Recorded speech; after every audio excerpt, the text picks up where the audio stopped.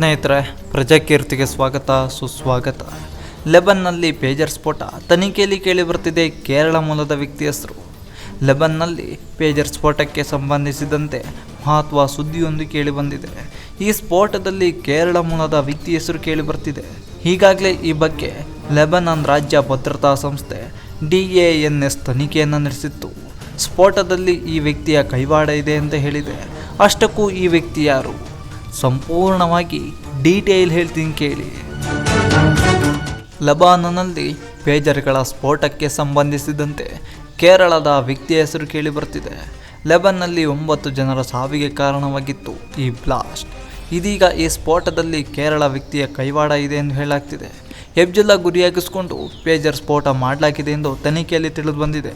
ತನಿಖೆ ವರದಿ ಪ್ರಕಾರ ನಾರ್ವೆಯಲ್ಲಿರುವ ಕೇರಳ ಮೂಲದ ವ್ಯಕ್ತಿ ರಿನ್ಸನ್ ಜೋಸ್ ಈ ಕೃತ್ಯದಲ್ಲಿ ಭಾಗಿಯಾಗಿದ್ದಾರೆ ಎಂದು ಹೇಳಲಾಗಿದೆ.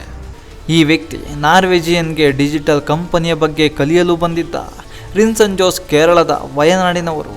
ಇವರು ಉಗ್ರಗಾಮಿ ಗುಂಪಿಗೆ ಪೇಜರ್ಗಳ ಪೂರೈಕೆಯಲ್ಲಿ ತೊಡಗಿಸಿಕೊಂಡಿದ್ದಾರೆ ಎಂದು ವರದಿ ಹೇಳಿದೆ. ಲೆಬನಾನ್ನ ರಾಜ್ಯ ಭದ್ರತಾ ಸಂಸ್ಥೆ DANS ಮಾಡಿದ ತನಿಖೆ ಪ್ರಕಾರ ಸಂವಹನಕ್ಕಾಗಿ ಬಳಸುವ ಪೇಜರ್ಗಳಲ್ಲಿ 3 ಗ್ರಾಂ ಸ್ಫೋಟಕ ತುಂಬಲಾಗಿತ್ತು.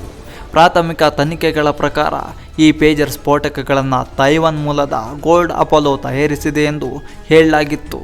ಆದರೆ ಈ ಕಂಪನಿ ನೀಡಿದ ಹೇಳಿಕೆ ಪ್ರಕಾರ ಮಾಡೆಲ್ AR924 ಅನ್ನು ಹಂಗೇರಿಯ ಬುಡಾಪೆಸ್ಟ್ ಮೂಲದ BAC ಕನ್ಸಲ್ಟಿಂಗ್ KFT ಕಂಪನಿ ಮಾಡಿದೆ. ಇದಕ್ಕೆ ಅದರ ಟ್ರೇಡ್ ಮಾರ್ಕ್ ಸಾಕ್ಷಿ ಇದೆ ಅಂತ ಹೇಳಿದರು. ಪೇಜರ್ಗಳು ಸ್ಫೋಟಗೊಂಡ 2 ದಿನಗಳ ನಂತರ ಬಲ್ಗೇರಿಯನ್ ರಾಜ್ಯ ಭದ್ರತಾ ಸಂಸ್ಥೆ DANS ದೇಶದ ಆಂತರಿಕ ಸಚಿವಾಲಯದೊಂದಿಗೆ ಸಮಾಲೋಚನೆ ನಡೆಸಿದೆ. ಈಗಾಗಲೇ ಪ್ರಾಥಮಿಕ ತನಿಖೆಯಲ್ಲಿ ಕೇಳಿಬಂದಿರುವ ಕಂಪನಿಗಳನ್ನು ತನಿಖೆ ನಡೆಸಲಾಗ್ತಿದೆ. ತನಿಖೆಯ ಪ್ರಕಾರ ನಾರ್ಟಾ ಗ್ಲೋಬಲ್ ಲಿಮಿಟೆಡ್ ಈ ಸ್ಫೋಟಕಗಳನ್ನು ನೀಡಿದೆ ಎಂದು ಹೇಳಲಾಗಿದೆ. ಈ ಕಂಪನಿಯನ್ನು 2022ರಲ್ಲಿ ಸೋಫಿಯಾದಲ್ಲಿ ಸ್ಥಾಪಿಸಲಾಗಿತ್ತು. ಈ ಕಂಪನಿ ನಾರ್ವೇಜಿಯನ್ನಲ್ಲಿರುವ ರಿನ್ಸನ್ ಜೋಸ್ ಅವರ ಒಡೆತನದಲ್ಲಿದೆ. ಇನ್ನು ಸ್ಫೋಟಗೊಂಡ ಪೇಜರ್ಗಳನ್ನು ಬಲ್ಗೇರಿಯಾದಲ್ಲಿ ಯಾವುದೇ ವಸ್ತುಗಳನ್ನು ತಯಾರಿಸಲು, ಆಮದು ಮಾಡಿಕೊಳ್ಳಲು, ರಫ್ತು ಮಾಡಲು ಬಳಸಿಲ್ಲ ಎಂದು DANS ಹೇಳಿದೆ. ಇದನ್ನು ಒಟ್ಟಿನಲ್ಲಿ ಭಯೋತ್ಪಾದನಾ ಕೃತ್ಯಕ್ಕಾಗಿ ಬಳಸಲಾಗಿದೆ. ರಿನ್ಸನ್ ಜೋಸ್ ನಾರ್ವೆಗೆ ಬಂದಿದ್ದೇಕೆ? ಜೋಸ್ ಕೆಲವು ವರ್ಷಗಳ ಹಿಂದೆ ಡಿಜಿಟಲ್ನ ಬಗ್ಗೆ ಉನ್ನತ ವ್ಯಾಸಂಗ ಮಾಡಲು ನಾರ್ವೆಗೆ ಹೋಗಿದ್ದರು. ನಾರ್ವೆಯ ಓಸ್ಲೋಗೆ ಬರುವ ಮೊದಲು ಅವರು ಲಂಡನ್ನಲ್ಲಿ ಕೆಲಸ ಮಾಡಿದರು.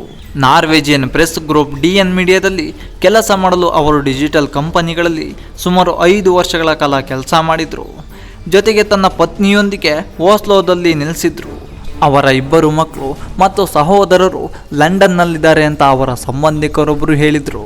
ಜೋಸ್ ಸಂಬಂಧಿಕರು ಜೋಸ್ ಜೊತೆ ಪ್ರತಿದಿನ ಫೋನ್ನಲ್ಲಿ ಮಾತಾಡ್ತಾರೆ. ಆದರೆ ಕಳೆದ 3 ದಿನಗಳಿಂದ ಜೋಸ್ ಅವರು ನಮ್ಮ ಸಂಪರ್ಕಕ್ಕೆ ಸಿಗ್ತಿಲ್ಲ ಅಂತ ಹೇಳಿದರು.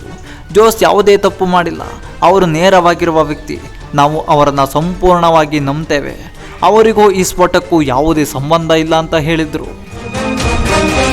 ಲೆಬನಾನ್ನಲ್ಲಿ ನಡೆದ ಭೀಕರ ಪೇಜರ್ ಸ್ಫೋಟಗಳಲ್ಲಿ ಲೆಬನಾನ್ ಸಶಸ್ತ್ರ ಉಗ್ರಗಾಮಿ ಸಂಘಟನೆ ಹಿಜ್ಬುಲ್ಲಾ ಸೇರಿದಂತೆ 9 ಮಂದಿ ಸಾವನ್ನಪ್ಪಿ ಸುಮಾರು 3,000 ಮಂದಿ ಗಾಯಗೊಂಡಿದ್ದಾರೆ. ಇರಾನ್ ಈ ದಾಳಿಯನ್ನು ತೀವ್ರವಾಗಿ ಖಂಡಿಸಿದ್ದು ಇಸ್ರೇಲ್ ಲೆಬನಾನ್ನಲ್ಲಿ ಸಾಮೂಹಿಕ ಹತ್ಯೆ ಮಾಡಿದೆ ಎಂದು ಆರೋಪಿಸಿದೆ.